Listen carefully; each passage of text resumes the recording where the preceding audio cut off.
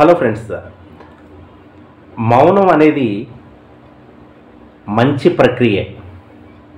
ఎందుకంటే మౌనంగా ఉండటం అనేది మంచి ప్రక్రియగా మనం భావించవచ్చు. కానీ అన్ని సందర్భాల్లో మౌనం అనేది పనికిరాదు. కొన్ని సందర్భాలను బట్టి కొన్ని సందర్భాల్లో కొన్ని పరిస్థితుల్లోనే మౌనం అనేది పనికొస్తుంది, మన కీర్తిని పెంచుతుంది.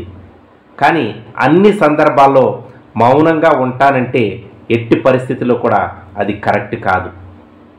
కొన్ని విషయాలలో కుటుంబంలో మనం చూసినట్లయితే నువ్వు చెయ్యని తప్పు కూడా ఆ తప్పు నీ మీద వేసేటటువంటి సందర్భం ఉంటుంది. అప్పుడు కూడా మౌనంగా ఉంటే ఆ తప్పును నువ్వు ఒప్పుకున్నట్లవుతుంది. అలాంటప్పుడు నీ గొంతుని సవరించుకొని మీరు చెప్పేది తప్పు, నేను కరెక్ట్గానే ఉన్నానని చెప్పేసి ఆ మౌనం నుంచి వీడి మాట్లాడటం అనేది ప్రయత్నం చేయాలి. మాట్లాడటం అనేది మనం చేయాలి. అప్పుడు మనం కరెక్ట్గా ఉన్నట్లు తెలుస్తుంది.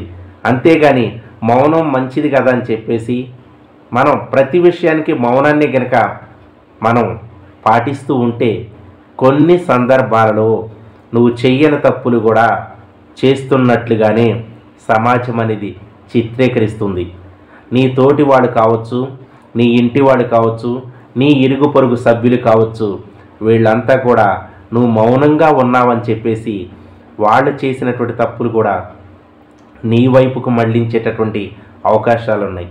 కాబట్టి సమయానుకూలంగా సమయాన్ని బట్టి సందర్భాన్ని బట్టి నీ యొక్క వాయిస్ని రేజ్ చేయాల్సినటువంటి అవసరత ఎంతైనా ఉంది. అది కరెక్ట్ అనుకుంటే, ఖచ్చితం అనుకుంటే, నిజం అనుకుంటే, అందులో నీతి ఉందనుకుంటే నువ్వు గొంతు పెగిల్చి మాట్లాడటంలో తప్పై మాత్రం లేదు.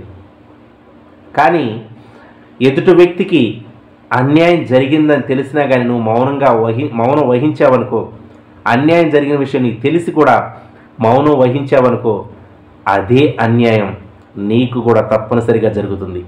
కాబట్టి మౌనం అనేది సందర్భాన్ని బట్టి, పరిస్థితులను బట్టి, ఆ పరిస్థితుల ప్రభావాన్ని బట్టి ఉండాలే తప్ప ప్రతి ఒక్క విషయంలో కూడా నువ్వు మౌనం పాటించడం అనేది మంచిది కాదని చెప్పేసి ఈ మాటల ఉద్దేశం.